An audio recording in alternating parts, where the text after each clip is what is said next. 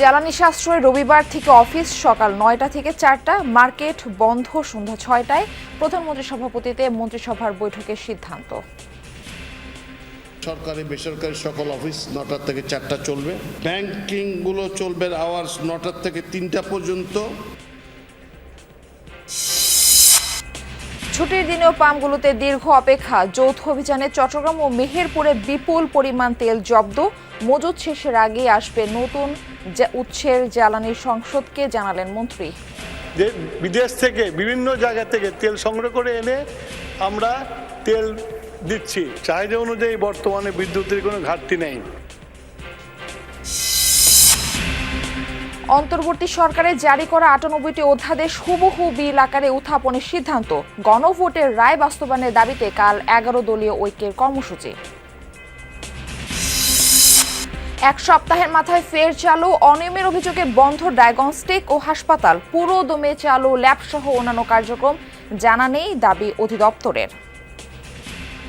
যে সে খুলে ফেললো আমাদের পারমিশন ছাড়া, আমরা বন্ধ করে দিয়ে আসলাম, তাহলে সে এত এই ক্ষমতার উৎস কোথায়? হামে আক্রান্ত হয়ে চট্টগ্রামে এই পর্যন্ত ৩ শিশু মৃত্যু। রোগীর চাপ বাড়ছে হাসপাতালে। রংপুরে রোগের উপসর্গ নিয়ে ভর্তি হচ্ছে শিশুরা। প্রথম দিন চোখের সাইড দিয়ে র্যাশ বাইর হয়েছে, পরে সম্পূর্ণ শরীরে র্যাশ ছড়াই পড়ছে। অ্যালার্জিকেরও দেখা দিলে যেরকম হয় সেরকম হওয়ার পর তারপর আস্তে আস্তে ওটা বাড়তে থাকে।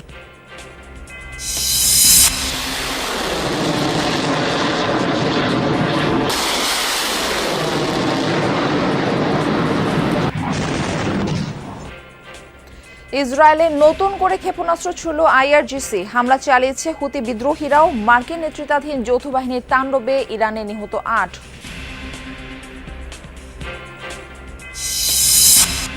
সাফ অনূর্ধ্ব ২০ চ্যাম্পিয়নশিপের ফাইনালে আজ বাংলাদেশের প্রতিপক্ষ ভারত। শিরোপা ধরে রেখে নতুন মাইল ফলক গড়ার প্রত্যয় অধিনায়কের। বলা যায় ডু অর ডাই। সো আমরা প্রস্তুত। দেশবাসীর কাছে আমার বলা, আপনারা আমাদের জন্য জাস্ট দোয়াটা করেন।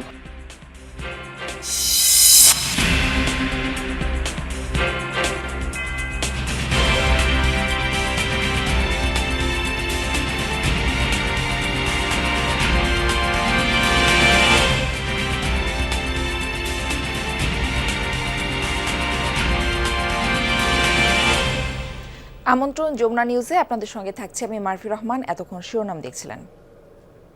রান্না করতে লাগবে শুধু রাঁধুনি রেডিমিক্স মুরগির মাংসের মশলা। বৈশ্বিক জ্বালানি সংকটের মুখে বাংলাদেশের বিরূপ প্রভাব মোকাবেলায় অফিস সূচিতে পরিবর্তনের সিদ্ধান্ত নিয়েছে সরকার। এখন থেকে সরকারি বেসরকারি অফিসের সময় কমানো হয়েছে ১ ঘন্টা। পরিবর্তন এসেছে ব্যাংক, আর্থিক প্রতিষ্ঠান ও মার্কেট পরিচালকের সময়। স্কুলগুলোর বিষয়ে সিদ্ধান্ত আসবে রোববার। সংসদ ভবনের প্রধানমন্ত্রীর সভাপতিত্বে বৈঠকের পর এসব তথ্য জানান মন্ত্রিপরিষদ সচিব। বৃহস্পতিবার রাত ৯টার দিকে সংসদ সচিবালয়ে শুরু হয় মন্ত্রিসভা। প্রায় ৩ ঘন্টার বৈঠকে আলোচনা হয় বিভিন্ন ইস্যু। সবচেয়ে বেশি সিদ্ধান্ত নেওয়া হয় জ্বালানি সাশ্রয়ে। কৃচ্ছ্রতা সাধন ও সংকট মোকাবেলায় সরকারি বেসরকারি অফিসের সময় কমানো হয়েছে ১ ঘন্টা। সব মার্কেট বন্ধ হবে সন্ধ্যা ৬টায়। ব্যাংকে লেনদেন চলবে ৩টা পর্যন্ত। এসব বিষয়ে কঠোর মনিটরের কথা জানান মন্ত্রিপরিষদ সচিব। সরকারি বেসরকারি সকল অফিস ৯টা থেকে ৪টা চলবে। আর ব্যাংকিং গুলো চলবে আওয়ার্স ৯টা থেকে ৩টা পর্যন্ত। ৪টায় ব্যাংক বন্ধ হয়ে যাবে। শিক্ষা প্রতিষ্ঠানের সময়সূচি ঠিক করতে প্রয়োজনীয় সিদ্ধান্ত নিতে বলা হয়েছে মন্ত্রণালয়কে। রবিবার জানানো হবে নির্দেশনা। শিক্ষার বিষয়ে শিক্ষা মন্ত্রণালয় যে বিভিন্ন জায়গায় যে চাহিদা আছে বিভিন্ন পর্যায়ে সেটা বিবেচনা করে নিয়ে রোববার থেকেই কিছু আলাদা নির্দেশনা দেওয়া শুরু করবেন ইনশাআল্লাহ। সরকারি খরচে প্রশিক্ষণ বন্ধ রাখার সিদ্ধান্ত এসেছে বৈঠকে। যে কোনো উৎসব বা অনুষ্ঠানে আলোকসজ্জা নিষিদ্ধ করা হয়েছে। সরকারি অর্থায়নের সকল বৈদেশিক প্রশিক্ষণ বন্ধ করা হয়েছে পুনরাদেশ না দেওয়া পর্যন্ত। এছাড়া সভা সেমিনারে আপ্যায়ন ব্যয় 50% হ্রাস করা হয়েছে।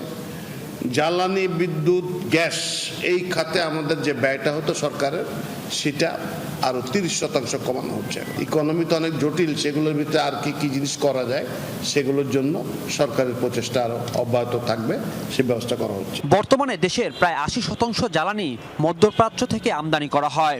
এই নির্ভরতা কমাতে বিকল্প উৎস থেকে জ্বালানি আনার উদ্যোগ নেওয়া হচ্ছে। রাজীব আহমেদ, যমুনা নিউজ, ঢাকা। সরকারের নানা পদক্ষেপের পরও কাটছে না জ্বালানি তেলের সংকট। রাজধানীর বেশিরভাগ পাম্পে মিলছে না তেল, কোথাও পাম্প বন্ধ, কোথাও সীমিত পরিমাণে বিক্রি চলছে। এ বিষয়ে আমরা বিস্তারিত জেনে আসবো সহকর্মীদের কাছ থেকে। প্রথমে আমরা যেতে চাই রাজধানীর নিকুঞ্জতে, সেখানে রয়েছেন সহকর্মী এম এ আজিজ। আজিজ, গ্রাহকরা ঠিকমতো তেল পাচ্ছেন কিনা এই বিষয়ে একটু জানাবেন, আর ডিপো থেকে পাম্পের সরবরাহ এখন কেমন দেখছেন? ধন্যবাদ মারফি। আমি এই মুহূর্তে আছি নিকুঞ্জ মডেল ফিলিং সার্ভিস সেন্টারে। এখানে সকাল থেকেই আমি দীর্ঘ সারি দেখতে পাচ্ছি যানবাহনগুলোর। তারা অনেকে গত রাতে এসেছেন, অনেকে ভোরবেলা এসেছেন, এসে এখানে লাইন ধরেছেন। আমি সেই লাইনটি দেখেছি এই নিকুঞ্জ 2 নম্বর গেটের এখানে আছে আমি, যে লাইনটি চলে গেছে নিকুঞ্জ 1 নম্বর গেটে। তো এখানে যারা এসেছেন সকালবেলায় বা গত রাতে, আমরা তাদের সঙ্গে একটু কথা বলতে চাই। এখানে যারা আসছেন, আপনি কখন এসেছেন এবং তেল পেয়েছেন? এসেছে সকাল 5টা। না, তেল 12টার সময় দিবে। আপনি কখন এসেছেন, তেল পেয়েছেন কিনা? বা ভোর 5টা আসছি।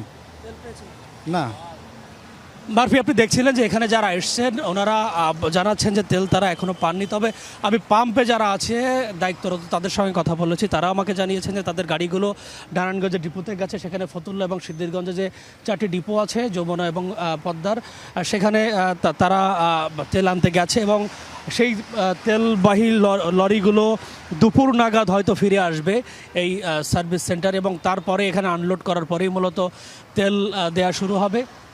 তবে তার যানবাহনের যে দীর্ঘ সারি আমরা এখানে দেখতে পাচ্ছি, প্রাইভেট কারের পাশাপাশি মোটরসাইকেল চালকরাও ভোর থেকে এসে এখানে লাইন দিয়েছেন। তারা যেটি জানিয়েছেন যে তারা সকাল থেকে এসে লাইন দেওয়ার কারণ মূলত যত আগে তারা লাইন দিতে পারবেন, সিরিয়ালে থাকতে পারবেন, তত আগেই তারা তেল পাবেন। এর পাশাপাশি যারা পেছনের দিকে আছেন তারা খুব আশঙ্কায় আছেন যে তারা আসলে তেল পাবেন কিনা, কারণ যে পরিমাণ তেল এখন ডিপো থেকে আসছে সেটি হয়তো শেষ পর্যন্ত অনেকে না পেয়ে তাদেরকে ফিরে যেতে হয়, অথবা আগামীকালের জন্য, পরের দিনের জন্য তাদেরকে এখানে সিরিয়াল ধরতে হয়। মারফি, আপনাকে আমি সবশেষ জানিয়ে রাখি যে এই পাম্পে এখন যারা এসছেন অনেকে এখানে গত রাতে এসেছেন এবং তারা সেই রাত থেকে বা সকাল থেকে মূলত এখানে লাইন ধরে আছেন তেলের জন্য। মারফি, আজিজ, আমরা দেখছিলাম তেলের জন্য বেশ লম্বা একটি লাইন। আপনাকে ধন্যবাদ জানাচ্ছি আমাদের সঙ্গে যুক্ত হবার জন্য। তেলের সরবরাহ পরিস্থিতি জানতে এবার আমরা একটু ঢাকার বাইরে যেতে চাই। কুড়িগ্রাম থেকে আমাদের সঙ্গে যুক্ত হচ্ছেন সহকর্মী নাজমুল হোসেন। নাজমুল, রাজধানীতে তো পাম্পে বেশ চাপ রয়েছে তেলের জন্য, আপনার ওখানে কি অবস্থা দেখছেন? মাফি, আপনি যেমনটি বলছিলেন, আমরা যদি বলি ঢাকার যেরকম চিত্র, জেলা পর্যায়গুলোর চিত্র তার চেয়ে ভয়াবহ। আমরা যদি একটু দেখাতে চাই, কুড়িগ্রামের মোটরসাইকেলের সারিবদ্ধ দাঁড়িয়ে আছে, এটা শুরু আছে, শেষ নেই। কেননা প্রায় মাইলের পর মাইল যদি আমরা বলি, লোকজন গতকাল রাত 11টা থেকে এই সারিতে দাঁড়িয়ে রয়েছে শুধু জ্বালানি তেল সংগ্রহ করার জন্য। এখন পর্যন্ত কুড়িগ্রামে আমরা প্রশাসনের মাধ্যমে যে বিষয়টা জানতে পেরেছি যে কুড়িগ্রামে 4টি পাম্পে আজকে তেল দেওয়া হবে। 4টি পাম্পেরই চিত্র একই অবস্থা। এখানটায় প্রধান সড়কের পাশেই দাঁড়িয়ে রয়েছে। যখন তেল দেওয়া শুরু করবে সেখানটায় কিন্তু যানজট শুরু হয়ে যায়, যার কারণে শুধু যারা চালক রয়েছে তাদেরও যেমন ভোগান্তি রয়েছে, পাশাপাশি যারা পথচারী রয়েছে তারাও কিন্তু ভোগান্তির মধ্যে রয়েছে। আমরা স্থানীয় যারা চালক রয়েছে তাদের সঙ্গে কথা বলে যে বিষয়টি জানতে পেরেছি যে এখানটায় আসলে আমরা যদি বলি যে প্রশাসনের নজরদারির অভাবটা রয়েছে প্রচুর, যার কারণে কিছু অসাধু ব্যবসায়ী রয়েছে, তারা স্থানীয়ভাবে এখানটায় জ্বালানি সংগ্রহ করে গ্রাম অঞ্চল বা চরাঞ্চলগুলোতে চড়া মূল্যে সেসব তেল বিক্রি করা হচ্ছে, জ্বালানি বিক্রি করা হচ্ছে, যার কারণে যারা প্রকৃত চালক, যারা ব্যবসা সুবিধাভোগী কিংবা যারা বিভিন্ন পেশায় জড়িত, তারা কিন্তু একটা ভোগান্তির মধ্যে রয়েছে। মারফি, নাজমুল হোসেন, ঢাকার বাইরে তো বেশ ভয়াবহ অবস্থা তেলের সংকটে। আপনাকে ধন্যবাদ আমাদের সঙ্গে যুক্ত হবার জন্য। খুলনার 3টি ডিপো থেকে প্রতিদিনই জ্বালানি তেল উত্তোলন করা হচ্ছে আর তা সরবরাহ করা হচ্ছে পাম্পে। পাম্প থেকে যথারীতি বিক্রিও হচ্ছে, তবুও কাটছে না সংকট। আর আগে যে পাম্পে গড়ে দিনে পেট্রোল, ডিজেল, অকটেনের চাহিদা ছিল 5,000 লিটারের মতো, এখন সেখানে প্রায় দ্বিগুণ সরবরাহ করলেও কয়েক ঘন্টার মধ্যেই তা শেষ হয়ে যাচ্ছে। ফলে ভোগান্তি পোহাতে হচ্ছে সাধারণ মানুষকে। কেন এই সংকট? ঘুরে ফিরে সে প্রশ্নই সামনে আসছে। খুলনা শহরের পাশের গল্লামারি এলাকা, মেট্রো ফিলিং স্টেশন। সকাল গড়াতেই তেলের আশায় যানবাহনের দীর্ঘ লাইন। প্রতিদিন বেলা 11টা থেকে 12টার মধ্যে ডিপো থেকে তেল আসার পরই শুরু হয় বিক্রি, কিন্তু চাহিদা এত বেশি যে সন্ধ্যার আগেই শেষ হয়ে যায় জ্বালানি। অলমোস্ট 2 ঘন্টা লাইনে দাঁড়িয়ে আছি, আর কতটুকু তেল পাবো এখনো, যেহেতু সামনে সিরিয়াল বেশি। পাম্প কর্তৃপক্ষ কতটুকু দেয়, রেশনিং এর মাধ্যমে দেয় নাকি এমনি দেয়? দুপুরে নামাজ পড়ে খেয়ে দিয়ে ছাতা নিয়ে বের হয়েছি যে আজকে তেল লাগবেই, তা নাহলে আসলে রাস্তাঘাটে চলা যাচ্ছে না। তো বাইরের থেকে আসছে তেল নেওয়ার জন্য, যে আমার টোটাল আমি বাইক রাইড চালাই, ভাড়ায় চালাই গাড়ি, তা আমার তো জাতি আসছে 4টি তেলই পড়বে আমার। তুমি এনারা দিচ্ছে 200 300 এরকম তেল দিচ্ছে, তাহলে আমি যাবো কি করে? দেখে মনে হতে পারে সরবরাহ কম, কিন্তু বাস্তবতা বলছে ভিন্ন কথা। 2025 সালের মার্চে এই পাম্পে বিক্রি হয়েছিল 60,000 লিটার ডিজেল, 60,000 লিটার অকটেন এবং 40,000 লিটার পেট্রোল। আর চলতি বছরের মার্চে বিক্রি হয়েছে 1 lakh litre diesel, 75,000 litre octane ও 55,000 লিটার পেট্রোল। অর্থাৎ প্রায় 67% ডিজেল, 25% অকটেন ও 37% পেট্রোল বেশি বিক্রি হয়েছে এই পাম্প থেকে। সোনাডাঙ্গা এলাকার মেসার্স গোলাম ফিলিং স্টেশনে গত বছরের তুলনায় 190% ডিজেল, 71% অকটেন ও 76% পেট্রোল বেশি বিক্রি হয়েছে। লতিফ ফিলিং স্টেশনে ডিজেল বিক্রি হয়েছে 997% বেশি। এমন চিত্র জেলার প্রায় সব ফিলিং স্টেশনেই। এত তেল বিক্রি হতে দেখে হতবাক পাম্প মালিকরাও। তারা মনে করছেন কৌশলে তেল নিয়ে মজুত করছেন অনেকেই। পেট্রোল আর অকটেনের সংকট থাকার কথা না। এক হচ্ছে সিন্ডিকেট আর 2 হচ্ছে আমরা রাইডার সিন্ডিকেট। এই দুইটাই আমাদের মূলত ঝামেলা করতেছে। আপনার যেটুকু প্রয়োজন সেটুকু নেন, যাতে সবাই আমরা মিলেমিশে চলতে পারি। সবাই বেশি তেল চাচ্ছে, আমরাও বেশি সেল করতেছি। তেলটা কোথায় যাচ্ছে আমরা বলতে পারবো না, কিন্তু অবশ্যই আমার ধারণা যে হয়তো স্টক করা হচ্ছে। দূর দূরান্ত থেকে আসতেছে এবং এরা এই তেলটা নিয়ে এরা দাম স্টক করার চেষ্টা করতেছে। এই কারণে তেলের চাহিদাটা, পেট্রোলটা অনেক বেশি বেড়ে গেছে আর কি। তেল সরবরাহ স্বাভাবিক রাখতে প্রতিটি পাম্পে কর্মকর্তা নিয়োগ করেছে খুলনা জেলা প্রশাসন। সকালে যখন তেল আসছে তার আগেই গত দিনের যে তেলটা ছিল সেটা আমরা ডিপ রড দিয়ে মেপে নিচ্ছি, আর নতুন যেটা আসছে আজকে সেটাও মেপে নিচ্ছে। দিন শেষে কত বিক্রি হচ্ছে এবং শেষের দিকে আমরা ওই ডিপ রড দিয়ে আবার পুনরায় মেপে নিচ্ছি যে সঠিক আছে কিনা। জেলার ডিপোগুলোতে এখনো প্রায় 15 দিনের জ্বালানি মজুদ রয়েছে। গত বছরের চাহিদার তুলনায় একই পরিমাণ তেল সরবরাহ করা হচ্ছে বলে জানায় ডিপো কর্তৃপক্ষ। যে সপ্তাহে একদিন তেল তুলতো, সে এখন প্রতিদিন তেল নেওয়ার চেষ্টা করতেছে, তেল তোলার চেষ্টা করতেছে, বা সপ্তাহে সে 5 দিন বা সপ্তাহে 4 দিন 3 দিন তেল তোলার চেষ্টা করতেছে। তো আমরা তো সেই বেশি তেলটা কেন দিব? আতঙ্কিত হয়ে যে ব্যক্তি পর্যায়ে তেল মজুত করছে, সে চাপটা পেট্রোল পাম্পের উপর পড়ছে, আর পেট্রোল পাম্পের চাপটা এসে ডিপোতে পড়ছে। সংকট কাটিয়ে দ্রুত তেলের বাজার স্বাভাবিক হবে এমনটাই প্রত্যাশা সাধারণ মানুষের। শেখ আল এহসান, যমুনা নিউজ, খুলনা। বিদ্যমান তেলের মজুদ শেষ হওয়ার আগে বিকল্প বিভিন্ন উৎস থেকে কেনা তেল দেশে আসবে বলে সংসদকে জানিয়েছেন বিদ্যুৎ, জ্বালানি ও খনিজ সম্পদ মন্ত্রী ইকবাল হাসান মাহমুদ। বিরোধী দলের 2 সংসদ সদস্যের এমন প্রশ্নের জবাবে বৃহস্পতিবার জ্বালানি মন্ত্রী বলেন, সংকটটা কৃত্রিম। মজুদ আর বিকল্প উৎস থেকে তেল কেনার বিষয়ে সংসদকে জানান তিনি। চলতি সেচ মৌসুমে বিদ্যুৎ সরবরাহ নিশ্চিতের জন্য অন্যত্র বিদ্যুতের অতিরিক্ত ব্যবহার কমিয়ে আনার উদ্যোগ নেওয়া হয়েছে বলেও সংসদকে জানান মন্ত্রী। চাহিদা অনুযায়ী বর্তমানে বিদ্যুতের কোনো ঘাটতি নেই, তবে গ্রীষ্মকালে সর্বোচ্চ চাহিদার সময় বিদ্যুৎ উৎপাদনের প্রাথমিক জ্বালানির ঘাটতি, সঞ্চালন বিতরণ অবকাঠামোর সমবিদ্যতা এবং রক্ষণাবেক্ষণ, ঝড় বৃষ্টির কারণে মাঝে মাঝে কিছুটা বিভ্রাট ঘটে। চট্টগ্রামের কর্ণফুলী নদীতে অভিযান পরিচালনা করে অবৈধভাবে মজুতকৃত প্রায় 37,000 লিটার ডিজেল জব্দ করেছে নৌবাহিনী ও কোস্টগার্ড সদস্যরা। বৃহস্পতিবার বিকেলে চট্টগ্রাম বন্দরের সদরঘাট এলাকায় এই অভিযান পরিচালনা করা হয়। বন্দর কর্তৃপক্ষ জানায়, কোরবান আলী শাহ নামের একটি লাইটার জাহাজে অভিযান চালিয়ে এই জ্বালানি তেল জব্দ করা হয়। দীর্ঘদিন ধরে একটি চক্র নদীপথ ব্যবহার করে অবৈধভাবে জ্বালানি তেল মজুদ ও সরবরাহ করে আসছিল বলে ধারণা সংশ্লিষ্টদের। মেহেরপুরের গাংনীতে অবৈধভাবে মজুত করা প্রায় 4.5 লিটার ডিজেল জব্দ করেছে পুলিশ। গতরাত 2:30টার দিকে উপজেলার সাহেবনগর বাজার থেকে এসব জ্বালানি তেল জব্দ করা হয়। পুলিশ জানায় লরিটি খুলনা ডিপো থেকে ডিজেল নিয়ে কুষ্টিয়ার দৌলতপুরে যাওয়ার কথা ছিল। মধ্যরাতে সাহেবনগর বাজারের রিপন নামের এক সার ও কীটনাশক ব্যবসায়ীর দোকানে লরি থেকে তেল নামানো হচ্ছে এমন সংবাদের ভিত্তিতে সেখানে অভিযান চালানো হয়। হাতে নাতে জব্দ করা হয় 600 লিটার তেল। বৈধ কাগজপত্র দেখাতে না পারায় থানা হেফাজতে নেওয়া হয় লরিটি। অন্তর্বর্তীকালীন সরকারের আমলে জারি করা 143টি অধ্যাদেশের 98টি হুবহু বিল আকারে উত্থাপনের সিদ্ধান্ত হয়েছে বিশেষ কমিটিতে। 9 এপ্রিল আগের আইনের কপি সহ তুলনামূলক বিশ্লেষণ সহ তার সংসদে উত্থাপনের সিদ্ধান্ত জানিয়েছেন স্পিকার হাফিজ উদ্দিন আহমদ।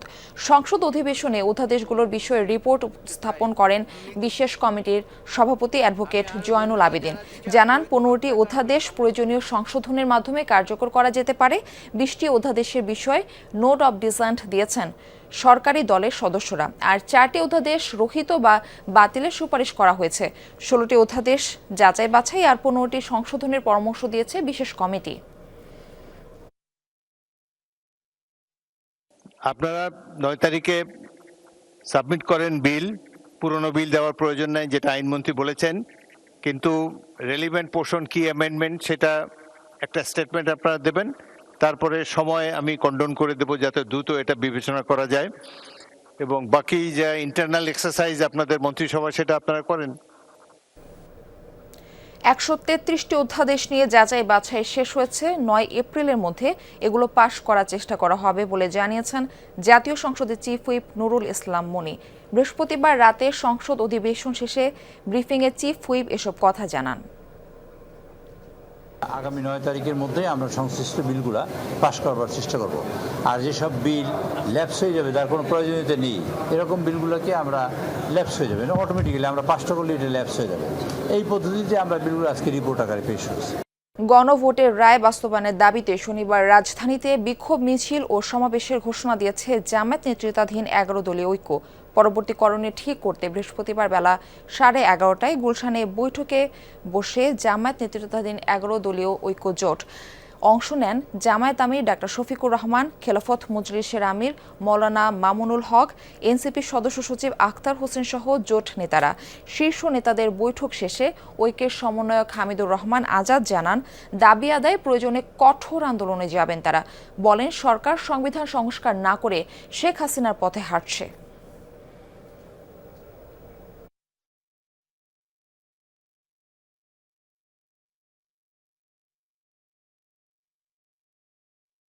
সরকার যদি দাবি পূরণ না করে, সংসদে সমাধান না করে, 11 দলের উদ্যোগে আগামী শনিবার ঢাকা রাজধানী বায়তুল মোকাররমের উত্তর গেটে বিকাল 5টায় আমরা বিক্ষোভ সমাবেশ এবং মিছিল করব। এরপরও যদি সরকার জনমত উপেক্ষা করে, তাহলে আমরা কঠোর কর্মসূচির দিকে যেতে বাধ্য হব। 7 দিনও যায়নি, স্বাস্থ্য অধিদপ্তরের অভিযানে বন্ধ ডায়াগনস্টিক ও হাসপাতাল আবারও খুলেছে। চলছে পুরো কার্যক্রম।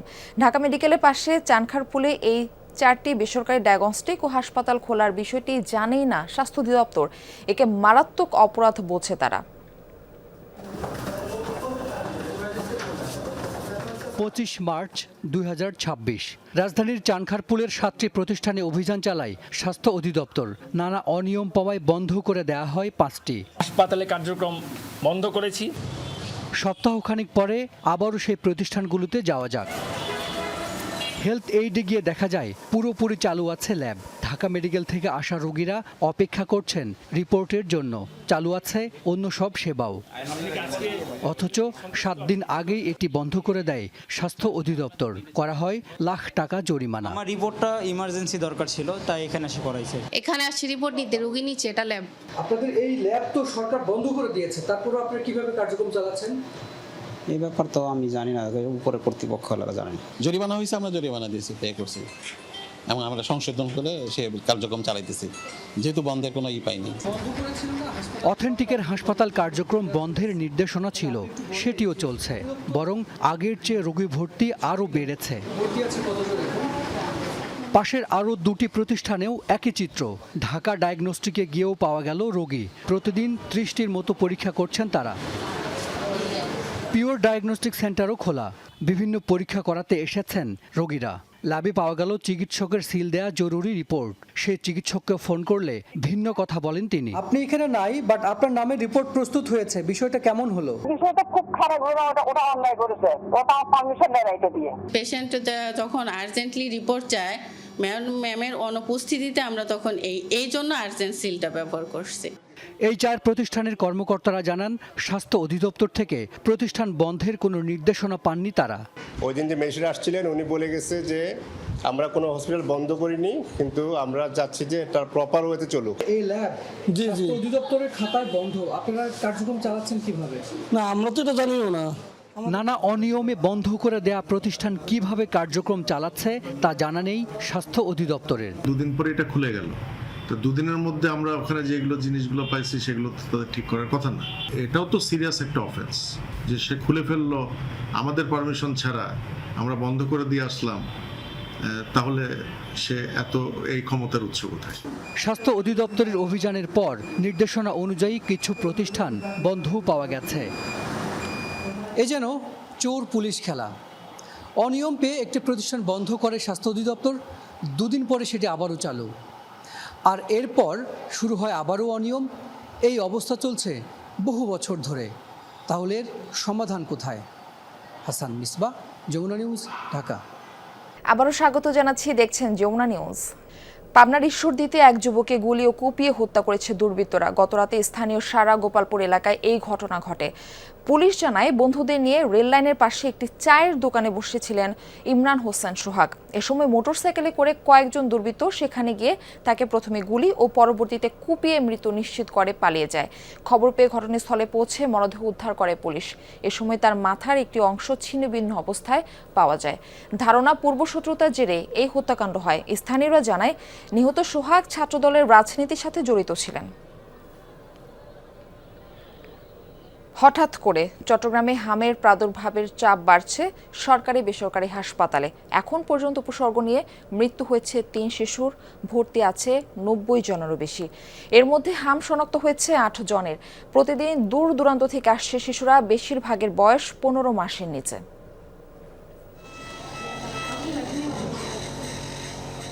মাত্র 6 মাস 15 দিন বয়সী এই শিশুকে কর্ণফুলীর চরলক্কা থেকে 7 দিন আগে এনে ভর্তি করা হয় চট্টগ্রামের মা ও শিশু হাসপাতালে।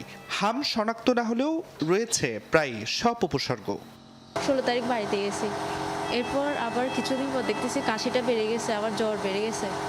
এরপর থেকে 26 তারিখ থেকে 25 থেকে 26 তারিখ পর্যন্ত জ্বর ছিল। চট্টগ্রামের এই বেসরকারি হাসপাতালের পৃথক সেফটি কর্নারে হামের উপসর্গ নিয়ে ভর্তি আছে 6 শিশু। চট্টগ্রামের অন্যান্য বেসরকারি হাসপাতাল ক্লিনিকের চিত্রও একই। সংক্রমণ বাড়তে থাকায় সচেতনতার উপর জোর দিচ্ছেন চিকিৎসকরা।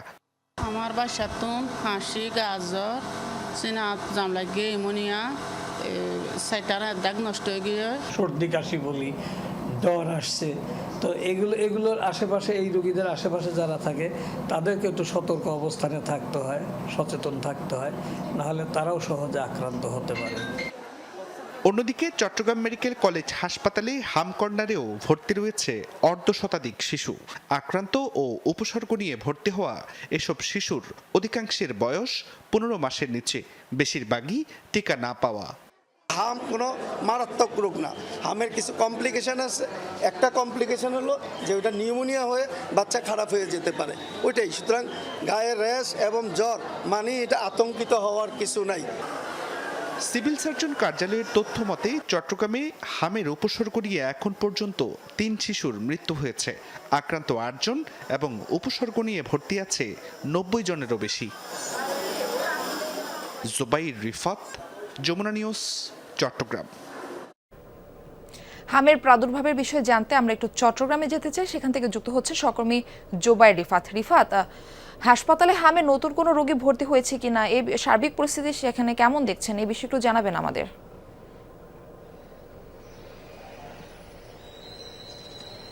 মারফি, আপনাকে জানিয়ে রাখি হামের প্রকোপ কিন্তু দিন দিন বেড়েই চলেছে, চট্টগ্রামও তার ব্যতিক্রম নয়। আমরা নতুন যে খবরটি পেয়েছি সেটি হলো হামের উপসর্গ নিয়ে আক্রান্ত হয়ে 3 জন শিশুর মৃত্যু হয়েছে এবং নতুন করে আক্রান্তের কোনো খবর গত 24 ঘন্টায় আমরা পাইনি। জেলার সার্বিক পরিস্থিতিতে একটু আপনাকে জানিয়ে রাখতে চাই, সেটি হলো নিশ্চিত হামে এখন পর্যন্ত 8 জন আক্রান্তের খবর পেয়েছে এবং পুরো জেলার চিত্র হলো 93 জন হামের উপসর্গ নিয়ে চট্টগ্রাম শহরের বিভিন্ন হাসপাতালে ভর্তি আছে এবং এই 93 জনের মধ্যে কিছু সংখ্যক চট্টগ্রাম মহানগরের এবং বাকিগুলো চট্টগ্রামের বাইরের অর্থাৎ বিভিন্ন উপজেলার এবং কক্সবাজার জেলার বাসিন্দা রয়েছে।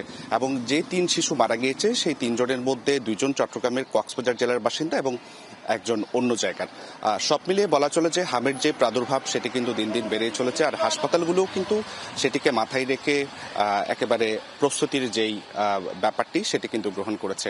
আমরা চট্টগ্রাম মেডিকেল কলেজ হাসপাতালে দেখেছি যে তারা হামের জন্য অর্থাৎ প্রথম দিন থেকেই যখন থেকে হামের প্রাদুর্ভাব নিয়ে অর্থাৎ হামের লক্ষণ নিয়ে বাচ্চাগুলো আসতে শুরু করেছে তখন থেকেই তারা একেবারে আইসোলেটেড করে রাখার যে ব্যাপারটি সেটি গ্রহণ করেছে এবং অন্যান্য বেসরকারি হাসপাতালেও আমরা একই ধরনের চিত্র দেখেছি। তারা সেফটিক জোন যেমন খুলেছে, নিবিড় পরিচর্যা কেন্দ্রতে আসলে তাদেরকে চিকিৎসা দেওয়া হচ্ছে, অর্থাৎ বাচ্চাগুলোকে একেবারে সুস্থ করার জন্য যাবতীয় যে কার্যক্রম সেই ধরনের কার্যক্রম আসলে আমরা চিকিৎসকদের তরফ থেকে দেখতে পাচ্ছি।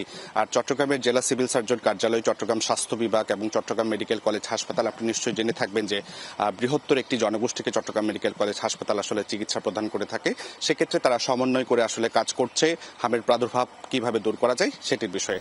নতুন কোনো আক্রান্তের খবর নেই গত 24 ঘন্টায়, তবে চট্টগ্রামের যে সার্বিক প্রস্তুতি হামের প্রাদুর্ভাব নিয়ে সেটি বেশ ভালো বলা চলে। এই ছিল আমার কাছে হামের সর্বশেষ খবরাখবর চট্টগ্রাম থেকে। মারফি। জোবাইর, আপনাকে ধন্যবাদ আমাদের সঙ্গে যুক্ত হওয়ার জন্য। রংপুর বিভাগে প্রাদুর্ভাব না হলেও ক্রমেই বাড়ছে হামের উপসর্গ নিয়ে রোগী ভর্তির সংখ্যা। চিকিৎসকরা জানিয়েছেন সাধারণত 9 মাসের আগে হাম হতো না, কিন্তু এবার এই বয়সের আগেই হামে আক্রান্ত হচ্ছে শিশুরা, যা উদ্বেগজনক। বৃহস্পতিবার পর্যন্ত রংপুর বিভাগে 74 জনের নমুনা পরীক্ষা করে 6 জনের হাম এবং 4 জনের রুবেলা শনাক্ত হওয়ার কথা জানিয়েছে স্বাস্থ্য বিভাগ। পরিস্থিতি বিবেচনায় রংপুর মেডিকেল কলেজ হাসপাতাল সহ প্রতিটি জেলা উপজেলা হাসপাতালে খোলা হয়েছে isolation corner. Rangpur medical college হাসপাতালের শিশু বিভাগের আইসোলেশন ওয়ার্ড।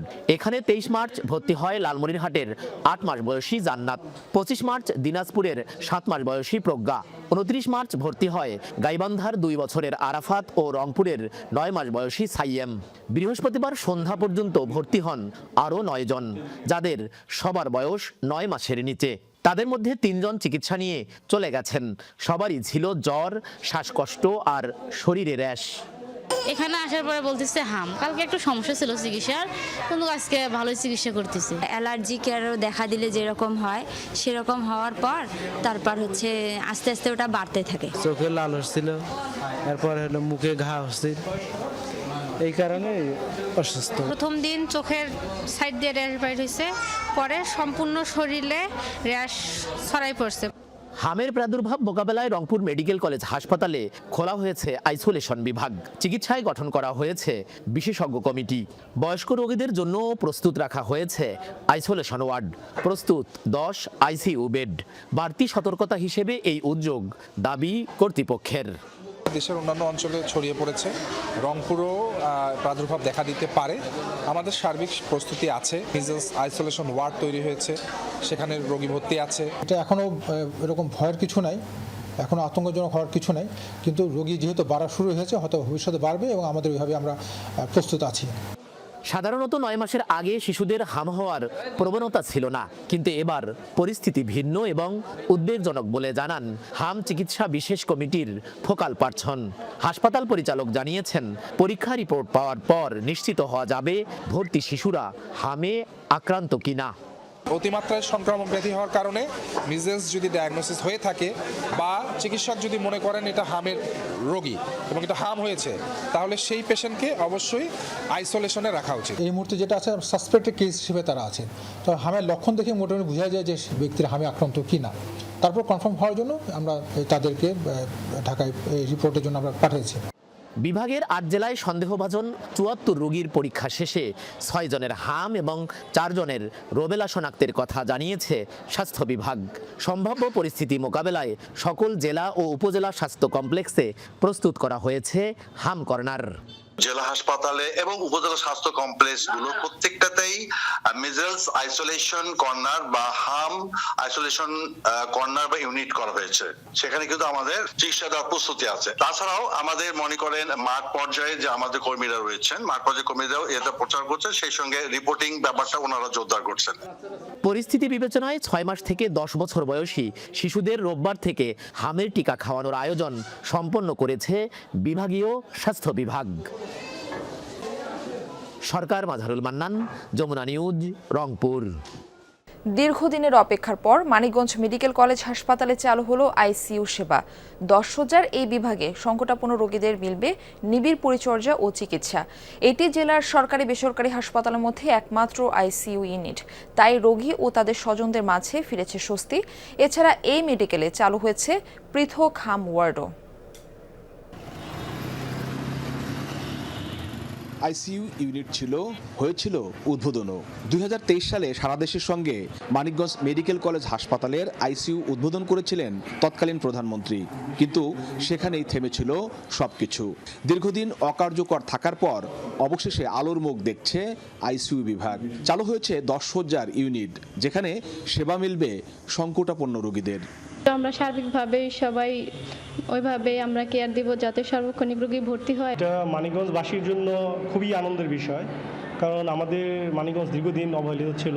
এখানে কোনো আইসিইউ সেবা তো ছিলই না, কোনো প্রাইভেট হসপিটালও ছিল না। এখন আর আমাদের ওই সাভার ঢাকা যাইতে হবে না, আমাদের মানিকগঞ্জের মধ্যে এই আইসিইউটা চালু হয়েছে, আমরা এখান থেকে সেবাটা পাবো। আর সম্প্রতি স্বাস্থ্য অধিদপ্তরের অতিরিক্ত মহাপরিচালক হাসপাতাল পরিদর্শনে এসে আইসিইউ চালুর নির্দেশনা দেন। এরপরই প্রয়োজনীয় প্রস্তুতি সম্পন্ন করে হাসপাতাল প্রশাসন।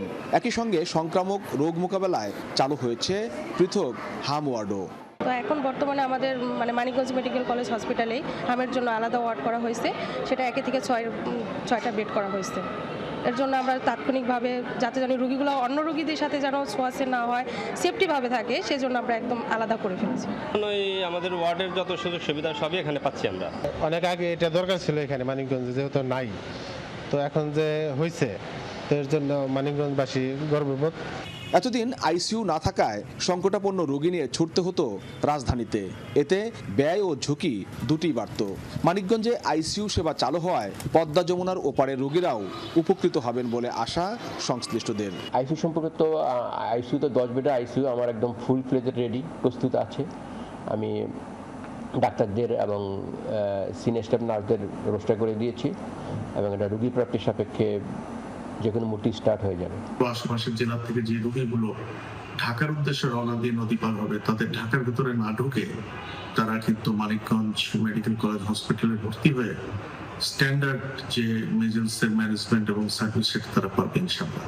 তবে এমআরআই সহ বেশ কিছু গুরুত্বপূর্ণ যন্ত্রপাতি এখনও অকেজো অবস্থায় রয়েছে হাসপাতালে। পূর্ণাঙ্গ চিকিৎসা সেবা নিশ্চিত করতে বাকি যন্ত্রপাতিগুলো চালুর অপেক্ষায় স্থানীয়রা।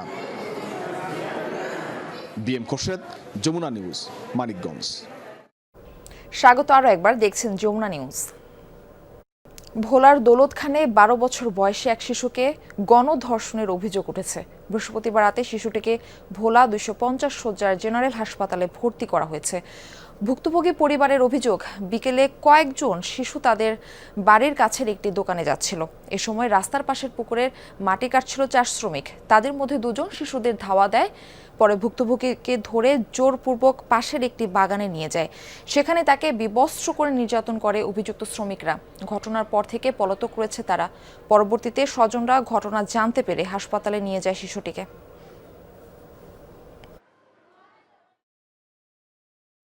আমরা তাকে ভর্তি দিয়েছি এবং গাইনি বিভাগে ভর্তি দেওয়া হয়েছে এবং তাকে পরবর্তীতে পরীক্ষা নিরীক্ষা করার জন্য গাইনি ডক্টর পরীক্ষা নিরীক্ষা করবে এবং আমাদের এখানে চিকিৎসাধীন ভোলা সদর হাসপাতালে এখন চিকিৎসাধীন আছে। চট্টগ্রামের বোয়ালখালী পাড়ের ফেরিঘাট নিয়ন্ত্রণ হারিয়ে কর্ণফুলী নদীতে পড়ে গেছে মালবাহী একটি ট্রাক। বৃহস্পতিবার রাতে এই ঘটনা ঘটে। এ সময় ট্রাক থেকে ছিটকে পড়ে আহত হন চালক। স্থানীয়রা তাকে উদ্ধার করে উপজেলা স্বাস্থ্য কমপ্লেক্সে নিয়ে যান। পরে অবস্থার অবনতি হওয়ায় উন্নত চিকিৎসার জন্য চট্টগ্রাম মেডিকেল কলেজ হাসপাতালে পাঠানো হয়।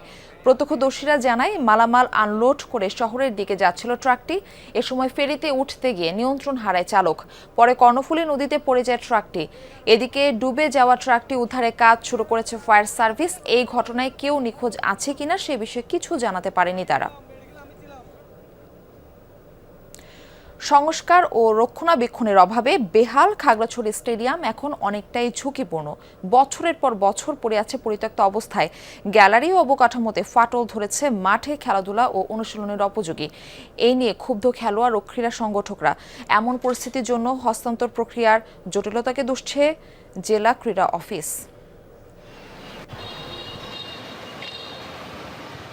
1997 সালে খাগড়াছড়ি পৌর এলাকার সিঙ্গিনালায় 11 একর জমির উপর নির্মিত জেলা স্টেডিয়াম পরের বছর ফেব্রুয়ারিতে উদ্বোধন হয়।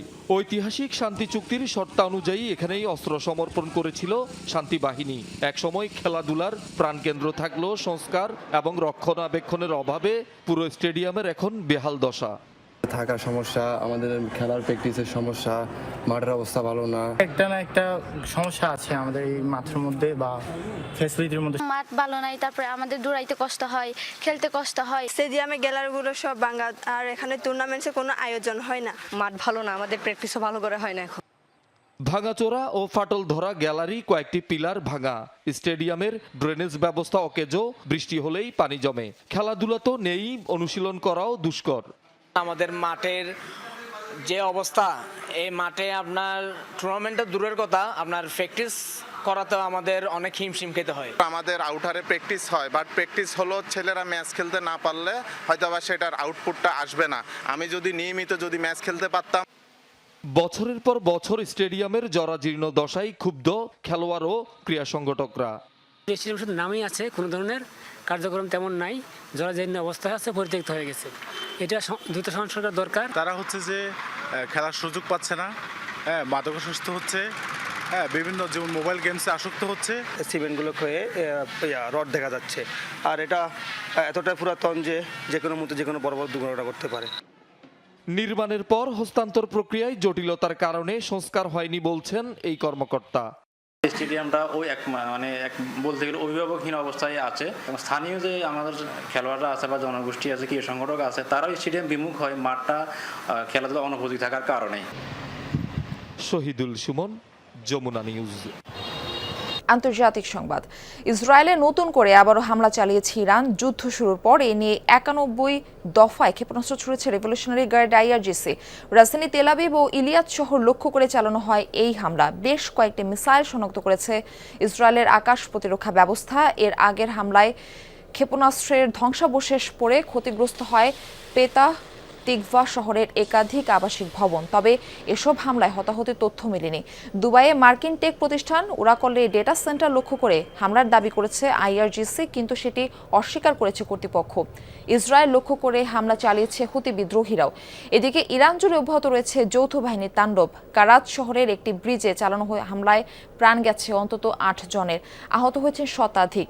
হামলা চালানো হয় আহরাজ শহর ও ইস্পাহান প্রদেশের দুটি বৃহত্তম ইস্পাত কারখানাতেও। তেহরানের পুরনো একটি চিকিৎসা গবেষণা কেন্দ্র ফেলা হয়েছে বোমা। চলমান আগ্রাসনে ইরানে প্রাণহানি ছাড়িয়েছে 2000। আবারও বড় ধরনের রদবদল ঘটেছে মার্কিন প্রতিরক্ষা দফতর পেন্টাগনে। সেনাপ্রধান র্যান্ডি জর্জকে বরখাস্ত করেছেন প্রতিরক্ষামন্ত্রী পিট হেগসেথ। পেন্টাগন সূত্রের বরাতে বিষয়টি নিশ্চিত করেছে বার্তা সংস্থা রয়টার্স। এর আগে র্যান্ডি জর্জকে অবসরে যাওয়ার নির্দেশ দেন প্রতিরক্ষামন্ত্রী বলে সংবাদ প্রকাশ হয় সিবিএস নিউজে। যদিও জেনারেল জর্জের অবসরের কোনো সুনির্দিষ্ট কারণ জানায়নি পেন্টাগন। 4 বছরের মেয়াদে আরও 1 বছরের বেশি সময় বাকি ছিল বলে জানা গেছে। যুক্তরাষ্ট্রের 41তম আর্মি চিফ অব স্টাফ হিসেবে দায়িত্ব পালন করেছিলেন র্যান্ডি জর্জ। মেরামতের পর ক্রোয়েশিয়া ছেড়েছে যুক্তরাষ্ট্র তথা বিশ্বের সবচেয়ে বড় ও শক্তিশালী বিমানবাহী রণতরী ইউএসএস জেরাল্ড আর ফোর্ড। 5 দিন ধরে দেশটির অ্যাড্রিয়াটিক বন্দরে নোঙররত ছিল বিমানবাহী রণতরীটি। তবে নৌযানটির নতুন গন্তব্যস্থল সম্পর্কে কিছু জানায়নি মার্কিন নৌবাহিনী। এর আগে গ্রিসে এক দফায় মেরামত কার্যক্রমের পর ক্রোয়েশিয়াতে পৌঁছায় ইউএসএস জেরাল্ড আর ফোর্ড। ইরানকে মোকাবেলায় মধ্যপ্রাচ্যে লোহিত সাগরে মোতায়েন করা হয়েছিল বিমানবাহী রণতরীটি। তবে হুট করে এতে সমস্যা দেখা যায়। সুয়েজ লাইনের সমস্যা, লন্ডি স্পেসে আগুন সহ একাধিক সংকটে বিপাকে পড়ে বিশাল রণতরীটি। 5,000-এরও বেশি নাবিককে আবাস ইউএসএস জেরাল্ড আর ফোর্ড, যেটি 75টিরও বেশি যুদ্ধবিমান ও হেলিকপ্টার বহনে সক্ষম। আবারও স্বাগত জানাচ্ছি, দেখছেন যমুনা নিউজ। সাফ অনূর্ধ্ব 20 চ্যাম্পিয়নশিপের খবর। ফাইনালের মহারণে আজ ভারতের মুখোমুখি হবে বাংলাদেশ। মালদ্বীপে বাংলাদেশ সময় রাত 9টায় শুরু হবে শিরোপা নির্ধারণী ম্যাচটি। প্রতিপক্ষকে শক্তিশালী মানলেও নিজের শিশুদের প্রতি পূর্ণ আস্থা রাখছেন হেড কোচ মার্ক কক্স। আর দল হিসেবে মাঠে নেমে নতুন মাইলফলক গড়ার প্রত্যয়ে অধিনায়ক মিঠু চৌধুরীর। সাম্প্রতিক সময়ে সাফের বয়সভিত্তিক টুর্নামেন্টে আলোচনার মূল কেন্দ্রে থাকে বাংলাদেশ ও ভারত। অনূর্ধ্ব 20-এর শিরোপার লড়াইয়ে এবার মুখোমুখি এই দুই দেশ। নীল জলরাশির সামনে সোনালী ট্রফি উন্মোচনের মধ্য দিয়ে শুরু হয়েছে ফাইনালের দামামা। মূল লড়াইয়ে নামার আগে অফিসিয়াল ফটো সেশনে অংশ নেয় দুই দলের কোচ ও অধিনায়ক। ভারতকে শক্তিশালী মানলেও নিজের শিষ্যদের প্রতি পূর্ণ আস্থা রয়েছে মার্ক কক্সের। ভারত নিঃসন্দেহে খুব ভালো দল, নিজেদের যোগ্যতা প্রমাণ করেই ফাইনালে এসেছে তারা। তবে দল হিসেবে আমরাও বেশ ভারসাম্যপূর্ণ। আশা করি প্রতিযোগিতামূলক ফাইনাল উপভোগ করবেন ভক্তরা। ভারতের বিপক্ষে ফাইনালকে ডু অর ডাই বলছেন বাংলাদেশ দলের অধিনায়ক মিঠু চৌধুরী। বলা যায় ডু অর ডাই। সো আমরা প্রস্তুত। আমি আগেই কোনো কিছু বলতে চাই না, আমি ট্রফির পরে সব কিছু বলবো। তো এতটুকুই আপনাদের কাছে বলতেছি, দেশবাসীর কাছে আমার বলা, আপনারা আমাদের জন্য জাস্ট দোয়াটা করেন। প্রথম ম্যাচেই নিজের জাত চিনিয়েছেন রোনান সুলিভান, আর সেমিফাইনালে তার ভাই ডেকলান সুলিভানও দেখান নিজের পারদর্শিতা। সকলে মিলে বাংলাদেশে মাঠে নামতে দল প্রস্তুত আছে বলে জানান মিঠু। রোনাল আছে, ডেকনাল আছে, ইব্রাহিম আছে এবং কি আমার লোকাল প্লেয়াররাও আছে। সবাই এক। আমি সবার কাছে আশাবাদী করব সবাইকে সমান চোখে দেখা হোক। সবাই ফুটবলার, সবাই নিজের পারফর্মটা বেস্ট করে। এখানে সবাই বেস্ট দিতেছে। কোচ যাকে মনে করতেছে যে এ খেললে বাংলাদেশের জন্য বেস্ট হবে, সে এখানে খেলতেছে। প্রতিপক্ষ যখন ভারত, তখন নিজেদের সেরাটা দিতে আরও একবার মুখিয়ে টিম বাংলাদেশ। তবে অপ্রাপ্তিতে নয়, বরং সোনালী ট্রফিটি ছুঁয়ে আনন্দ অশ্রুতে ভেসে যেতে চায় পুরো দল। নাসিফ শুভ, যমুনা স্পোর্টস। ইতালিয়ান ফুটবল ফেডারেশনের সভাপতির পদ থেকে সরে দাঁড়িয়েছেন গ্যাব্রিয়েলে গ্রাভিনা।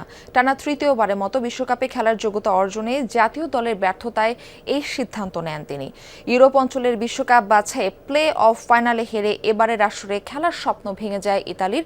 এরপরে গ্রাভিনাকে সরে যাওয়ার অনুরোধ করে ইতালি সরকার। নতুন সভাপতি নির্বাচনের জন্য আগামী 22 জুন বিশেষ এক সভা করবে এফআইজিসি। সবশেষ 2014 সালের বিশ্বকাপে খেলার যোগ্যতা অর্জন করেছিল ইতালি। 2006 সালে চতুর্থবারের মতো বিশ্ব সেরা হওয়ার পর মূল পর্বে মাত্র একটি ম্যাচ জিততে পেরেছে তারা। এদিকে জাতীয় দলের প্রতিনিধি দলের প্রধান ও সাবেক গোলরক্ষক বুফনও সামাজিক মাধ্যমে পদত্যাগের ঘোষণা দেন। এই ছিল যমুনা নিউজে। এতক্ষণ সাথে থাকার জন্য সবাইকে ধন্যবাদ।